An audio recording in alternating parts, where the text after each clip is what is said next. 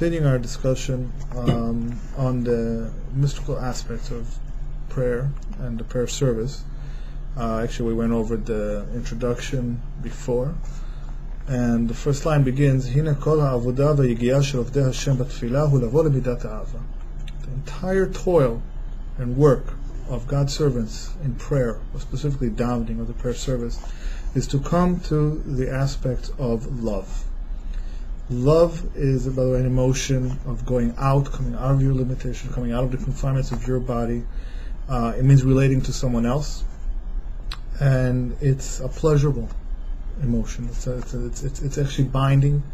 It means to connect to someone else, to bind, union, and this is really the effect of a successful connection during prayer. And the mystical experience at the highest levels, which we're going to discuss very, very shortly, on the third level of the soul called the neshama, which we'll discuss again later, is total nullification of not just the ego, it's total nullification of your sense of self, at which point you cease to exist. It's very hard to speak in terms of love, but it's also an aspect of love. It's just a love that it's actually very, very, it's higher than you, where actually you cease to exist. And this is really where Ruach HaKodesh, where divine influence and the mystical experience was at its prime, at the level of where the prophets had it.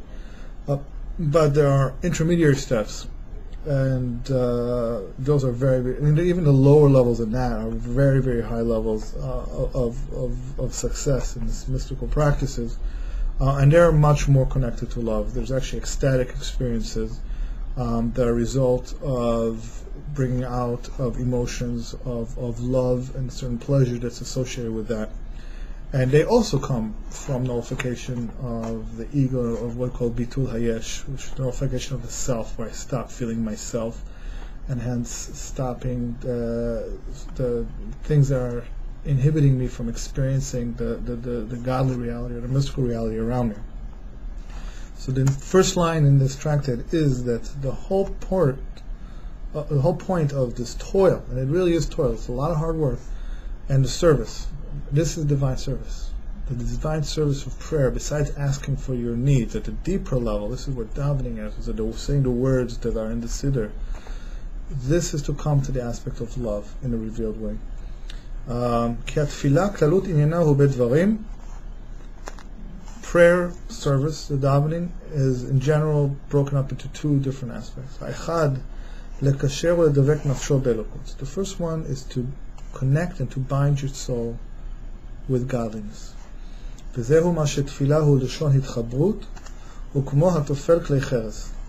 why the word for prayer or davening in Hebrew is tefillah. Tefillah is the same word as hatufel klei cheres, which means a connector, ones who are connecting vessels of earthenware, which means connecting. Tefillah here is hatofel, means to connect. Dehainu hitkashrut ve'itchabrut nafsho elokit, which means the binding and the connection of your godly soul. So connecting the godly soul with its source is the literal, or one literal meaning of the word prayer. And this is why prayer is called a ladder. As it says, recording Yaakov Avinu, Jacob's ladder, there's a ladder that stands on the earth and his head reaches up on the heavens, which literally means this is a ladder that begins on earth, where our experience is the normal mode of life and the physical reality. This is where the ladder stands within the physical words of prayer and the prayer service, etc. But the head of the ladder, where the ladder takes you, is Mashamayim, is on the heavens, which corresponds to the mystical experience of the godly reality around us. Ve'ita b'zohar sulam datziluta. And the Holy Zohar says that sulam, the ladder that's speaking about by Yaakov, is prayer. She'ayidei hasulam detfilah mit'ale naran shebenafsho ad shorosho magia shamayim. Through the ladder of prayer, your nefesh, ruach, and neshama are elevated until their head, or your head, reaches the heavens. We'll explain in 1 second. Hainu hitkashrut atzmut haneshama bechinat nishmat el neshama במקור חוצבה בעצמות אור אין סוף, ברוך הוא בתפילת 18. שגם הנפש, רוח, נשמה עולים ונכללים בהתקשרות זו. This means connecting and binding the essence of your soul, which is called nishmata de nishmata, the soul of the soul, in its source, in the essence of Or Ein Sof Baruch Hu, the light of no end. Where does that happen? That's happened at the epitome, at the climax of prayer, with the prayer service, which is during the 18 blessings, the Tfilat Amidah, which also collects your nefesh, ruach, neshama. Very, very briefly, we know there's 5 levels of the soul. Nefesh, which is the vivifying soul, the power that gives life to the body, that dwells in the blood and vivifies the physical body, the most connected physical body. It's nefesh, corresponds to the Kabbalistic world of Asiyah. The ruach, which means spirit. Spirit or wind, by definition, moves. The ruach corresponds to the Kabbalistic world of Yetzirah, and is the second level of the soul. It's actually your part of the soul that moves, that either when you're talking about Ruach HaKodesh, talking about divine spirit, which is getting influences or influxes from above, from the higher spiritual worlds, through prophecy or any kind of result of meditation. So this is also already on level of Ruach. Ruach moves. Then you have Neshama. Neshama is actually the typical Hebrew word for soul. Actually, it means, in a sense, it means the essence of your soul. It's the Neshama is really who you are. It corresponds to the world of Beriah. It's the deepest aspect of the soul that is actually connected with your body. Or in the Lashon of Kabbalah, that's Pnimi, that's actually internalized by this structure or this being, which is your body. There's 2 levels of the soul that are above it, and in Kabbalistic terms are called mekifim. They're encompassing, which means there are levels that are you, it's part of you, but they're much, much deeper, and they're actually not directly reachable by you. And in fact, they're only influencing you in an encompassing way. And we can explain later a little bit what that means. Those chaya, which is your life force, and yechida, which is your essential point. The yechida is actually a single point. And the yechida of your soul is actually a chelek elokah. It's actually a godly spark that's actually the source of life for the 4 other levels of the souls, and your body, and hence everything else. And your connection is actually of yechida is always connected to God. There's certain transgressions and certain sins or whatever that actually separate us, chas v'sholom, God forbid, from the source of life, which is God, which is also known in this case as sometimes in Kabbalistic terms, because Or Ein Sof, the light of no end, which is actually only an emanation from God. By God's essence, we don't talk about it all because it's infinite, and we have no words to describe it. It's infinitely simple, yet at the same time infinitely abstract, so we can't relate to it.